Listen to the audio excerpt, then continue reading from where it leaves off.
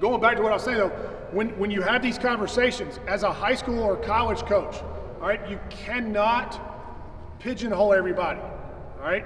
Because you're gonna have players that do well and you're gonna have players that suck, okay? If you wanna develop your program, you have to be able to individualize it a little bit more, okay? Because there's some drills, and we've talked about this, there's some drills that can help a player tremendously, and I could take you and do the same drill and it's gonna make you 10 times worse. If I had you do the same stuff that I do with Josh, all right, why? All right, how tall are you? 5'10". All right, you're a 5'10" lefty, okay? And I got a 6'4" donkey righty, okay? What do you feel like your #1 goal as a hitter is to do? What kind of numbers are you trying to put up? Like, who are you as a hitter? I want to get on base. You want to get on base a bunch, right? Okay? He wants to hit balls really far every time, okay? You know why? Because he's not very fast, okay? Used to be fast, not fast anymore, okay? All right, but so it's a completely different, we have different goals. Why am I going to teach him the exact same way that I teach him? Because I don't have the confidence to get outside my comfort zone. So as coaches, what are we trying to do all the time? Tell hitters, hey, it's got to feel uncomfortable. You got to make an adjustment. It's got to feel weird. Why won't we do that? Also, it happens like a lot. I don't know if you guys will work with hitters and they'll have a great round in their whatever their training session that they have, and then they'll come back after the game and say, I suck. Like, I went 0 for 4 with 3 punch outs. And the breakdown again with the field coaches and with the private sector guys is that what he determines as being good in here, and then you go back, it's much harder to make a mechanical adjustment to a hitter than it is to make an approach adjustment. When we go back, if he has a relationship with the field coach and he says, well, how many fastballs did you take for strikes during the game? And he comes back and he's like, well, I took 8. Okay, and how many sliders in the dirt did you swing at? Quite a few. So we try to eliminate all of the approach stuff. There's certain situations where, without making a mechanical adjustment, I've said to hitters that were struggling, say, your only goal here in this next at bat, the next 30 at bats that you take, is to get 3 of your best swings off every single at bat. 3 A swings, that's your goal. If you strike out 20 times out of 30, I'm not mad.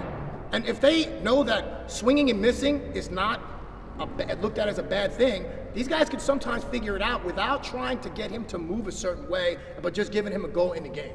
So, yeah. I was going to say, also too, I think one thing we like to do is we like to mix from like mechanical and then like an approach. In case you check me if I'm here wrong, or again, like if I change an approach, I'm going to change how he moves. Right? If he's hunting a certain thing, or he's doing this, or he's thinking this, that's going to change how he moves. It's an external goal. Right? I'm waiting for a pitch to be here. I'm thinking down and away fastball, right? We go 2 strikes. 2 strikes, we tell guys like, okay, we're giving up middle, we're giving up in, and I'm hunting everything out. Well, now I'm going to change. He's going to change how he moves. He's going to change, again, as his first move, he's not going to land like this if he's thinking down and away, right? He's going to move different, right? So it's super important. Like, I think a lot of times, too, we like to change that. Like, one of the biggest ways that I change movements is by changing their approach, right? So it's not just one or the other. Right? Like when I do change an approach, and that's why on field I think a lot of coaches go, well, I don't mess with all the mechanical stuff, I just mess with their approaches. Well, you're also changing how they move. So you're affecting how they move. So you need to know how that approach, and that's why I can't give him the same approach, even if a guy that has the same goals as you. I can't give you the same approach as him because you move different, and that approach is going to work for you. And for example, this is notable too as well. So like I'll go back to the Miggy example. Like Miggy talks about, and then batting practice, all he does is try to hit line drives opposite way. Like that's like the majority of his rounds until his last round, he's trying to hit line drives opposite way. So guess what? They came up, they had an interterm hitting coach that year. They all came up, all the young guys that came up want to know what Miggy's doing. Every single one of them, right? So he's like, oh, line drives opposite field. So now I go to their batting practice, all of their guys are cutting balls to right field. You can't hit a ball square in the game. Right? Well, why? Well, Miggy's hitting balls right there, but he's doing it differently than how you're doing it. He's driving balls that way and hitting them flush. You guys are all slicing balls, pulling your hands inside, slicing balls to right field, and then you get in the game, you're only in the zone for, half a second, right? And you're wondering why you can't hit ball square. I can't have the same approach as Miggy, right? We have to have individualized approaches for different guys, for how they move, and, get it all mixed. Do you guys, I hope everybody knows that point. When he says, Chris talks about it a lot, and Bobby, our mindset affects our mechanics, and our mechanics affect our mindset. Yeah. And which is a lot of the problems that we have with the breakdown between private sector and the field coaches is a lot of guys don't even ask, where do you bat in the lineup? When your guy comes in, he's just trying to teach him a swing. He's a lefty stick center fielder. His coach on the field wants him to get on base and swipe a couple of bags. If he's in here learning how to hit a ball, trying to get 20 feet further on his exit fillow, it's not serving the purpose that he wants. You're not going to teach him to try to burn outfielders if he's trying to get on base for that particular part of it. But, that goes back to what you were saying, right, Case, is that we have to understand and ask the guy, well, where do you normally bat in the lineup? I'm an 8 hitter. I'm trying to get better. Okay, cool. Yeah, and again, with that extreme example, right, if you say, like, okay, approach doesn't change how I move. If I told a guy, hey, I want you to hit a deep fly ball or I want you to hit a jack right here, what is he going to change how he moves? Yeah, he's going to change how he moves. Again, those guys are going to start landing open, dropping the shoulder, all these other things, right? It works both ways. If I tell the guy to hit line drive to right field, he's going to change how he moves, right? So again, we got to make sure that we don't distinctly say that, like, okay, I'm a hitting coach. I'm not a swing coach, right? So a hitting coach, I'm changing their approach. Well, you're also changing how he moves, right? So you're doing both together. And again, a lot of people miss that. A lot of times we're talking online and you see like mechanics and stuff like that. It's like I'm matching approaches and I'm telling this guy, hey, for you, when you think, or like when Colabello was doing that with the ball on the tee, hey, I told a guy, I want you to think about top spinning a ground ball to the second baseman, right? And that day he had 3 jacks and a double, right? Trying to hit a top spin ground ball to the second baseman. But that's what he had to think to create a different result, right? So like how my approach is going to change how I move. Anyways, yeah. Best example as far as communicating between hitting coaches at facilities, high school coaches, Orchard Lake St. Mary's. I don't know if y'all are familiar with them. They won the national championship this year. They've got one of the best high school programs I've ever seen. I mean, literally, it's like they have D1 guys that are on JV. That's how ridiculous it is. They've got the #1 arm in the country right now, Brock Porter, they had Alex Mooney there, Nolan Schubert. Like, the program's ridiculous. Their coach, Matt Petrie, Dan Petrie's son, all right, what is he? He's a pitching guy, okay? Petrie comes to me because my facility in Detroit was right around the corner, and this was in 19. It was like, hey, like, I've got a couple of their hitters already. I'd like the whole program to hit. And him and his coaching staff came in, sat down, took notes as I went through all this stuff so that we could all be on the same page, all right? And then they customized their practices when they would hit at the field to their hitters. Or what they do, they won a state championship in 19 or a national championship in 21. All right, now, granted, they have a lot of talent, but for a coach whose dad played in the big leagues, okay, and is coaching one of the most prestigious high school programs in the country, to go, you know what, I don't know everything. Let me go get guys around me that do so that we have the best outcome for our players. That's how you go about it, okay? You have to understand that you don't know everything. And the other thing is being uncomfortable talking about philosophies that you don't like. What do I want to do? I want to hit the ball out front. I want to hit pull side homers. That's what I want to do, all right? Because that's what I did as a player, all right? I don't want to talk about trying to get on base. All right, but guess what? If I don't talk about that with you, that's not helping you.